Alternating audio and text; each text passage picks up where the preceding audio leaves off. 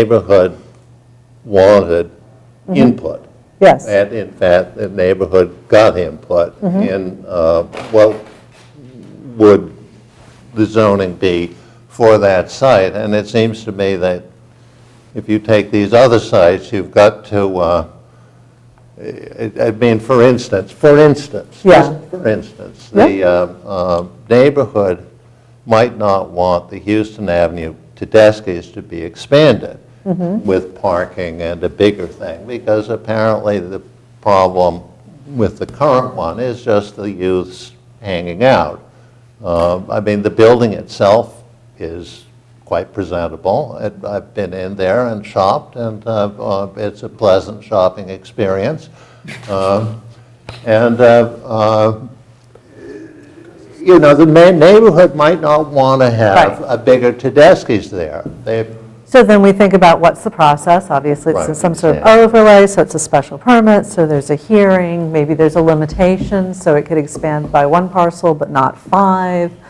You know, if we're going to allow some sort of parcel assembly, or a certain percentage increase. But I think the fact that these businesses don't have either a real ability or incentive to make improvements is an important one, because the business owners may want to make improvements, but look at what they would currently have to do in order to do that and just not be able to do that. Well, success is, you know, they put some dough into there.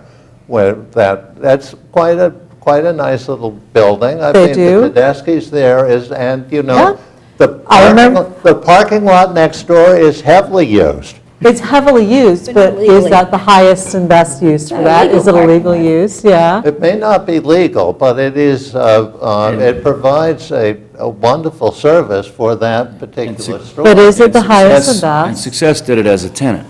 Yeah. What?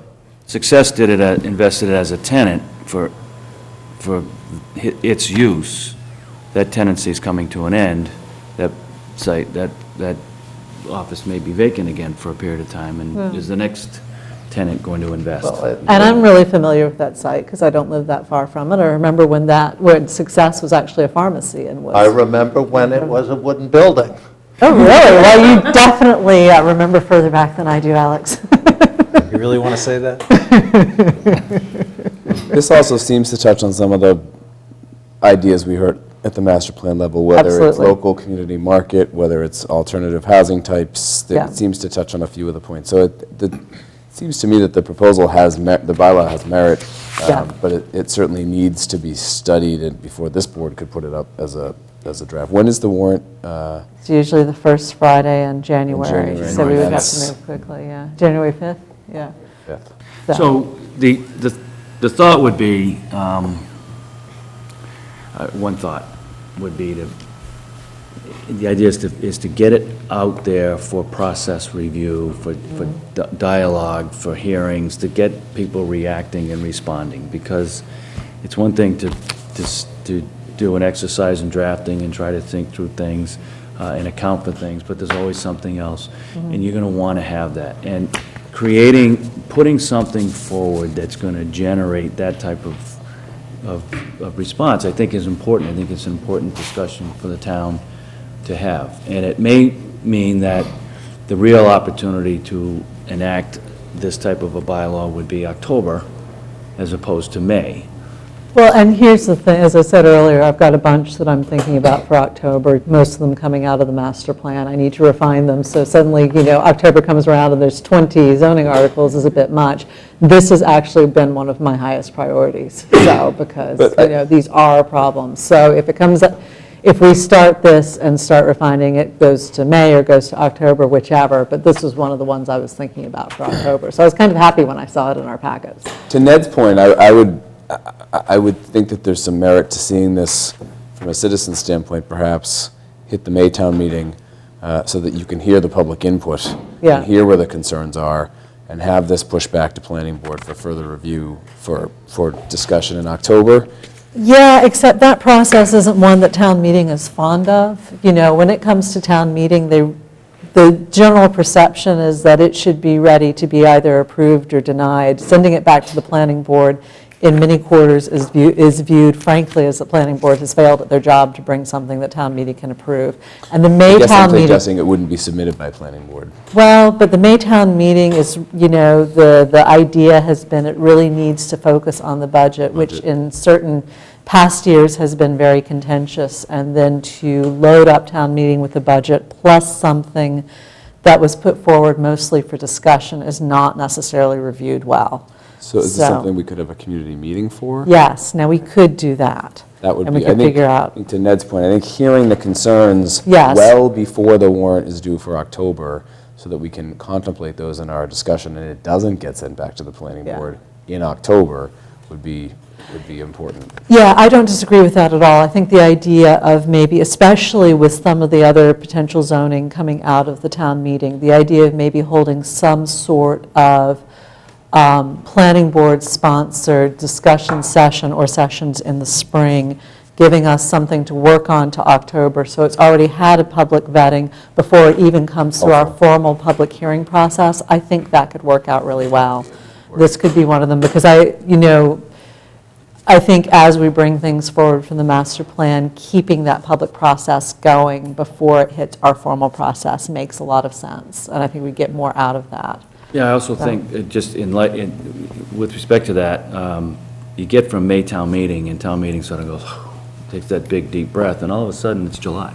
Yeah, And you're really not going to do much it's hard to in hold the public summer. hearings in the It's hard to have summer. public Yep. hearing in the summer. You file something that hits for the first week of August that gets on the October town meeting warrant.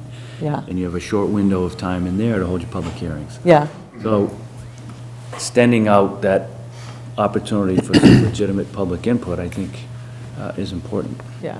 I mean, what I'd rather do is start in January and say, look, these are the 5 or 6 or whatever it is things that we're taking to October. What are we interested in pursuing? What are we not interested in pursuing this year? And some of this will be done by the implementation committee once it gets going, but at least for our process, then we can do those public discussions in the spring, have the text ready to go for the summer, and have the formal public hearing in September, so August or September. And I think that works out really well as a process, so. Sure you don't want to go with Alex tomorrow and make that same explanation to the selectmen so his time is cut in half?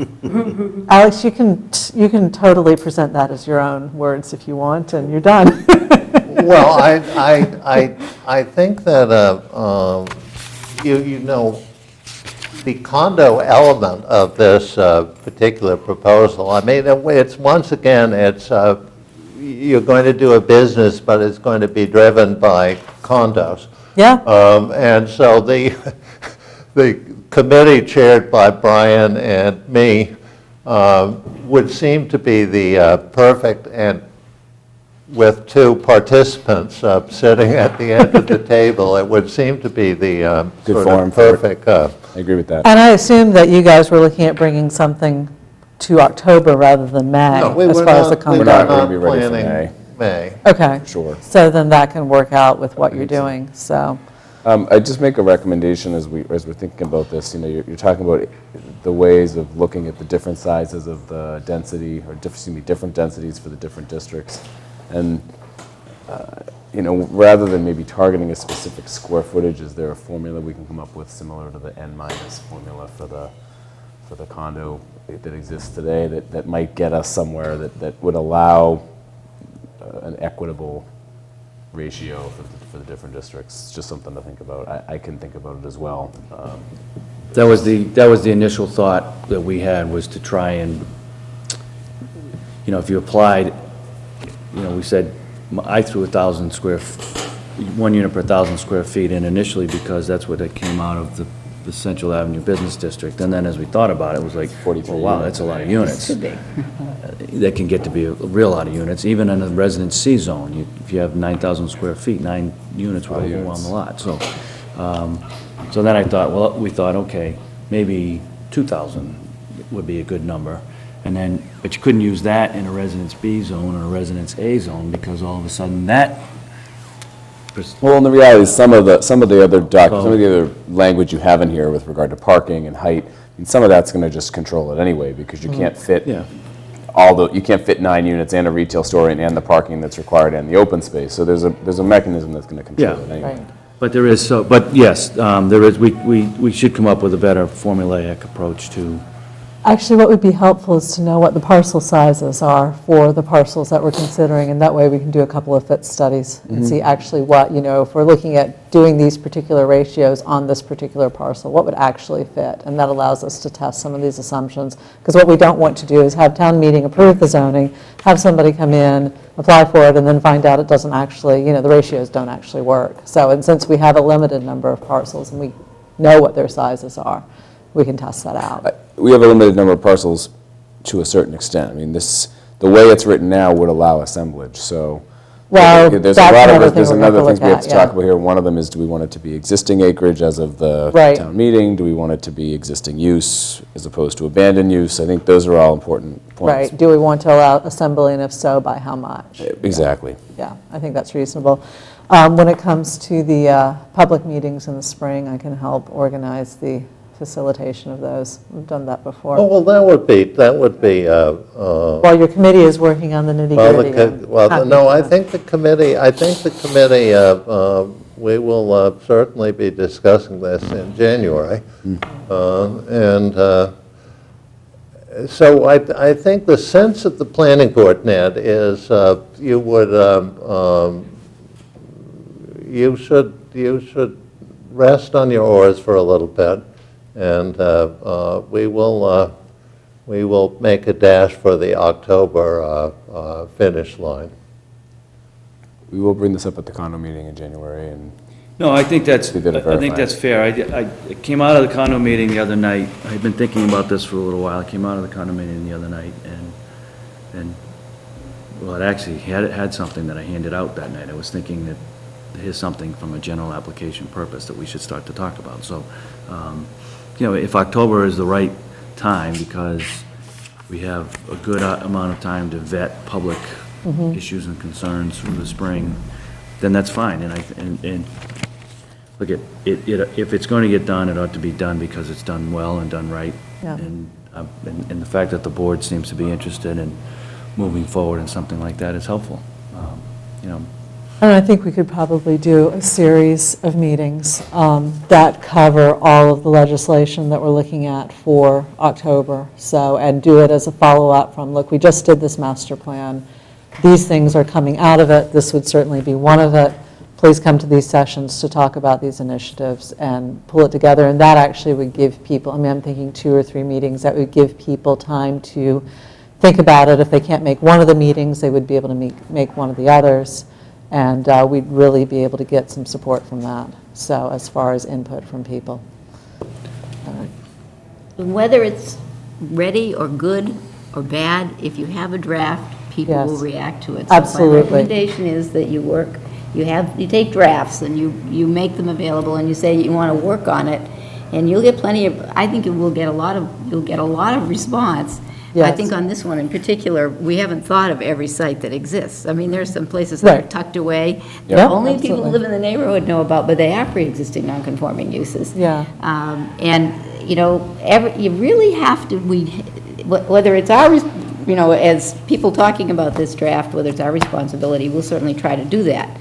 But it is the town's responsibility to make sure if any zoning like this for a site, a type of site, a pre-existing non-conforming use, business use is a type of site. Right. That you know every single existing site.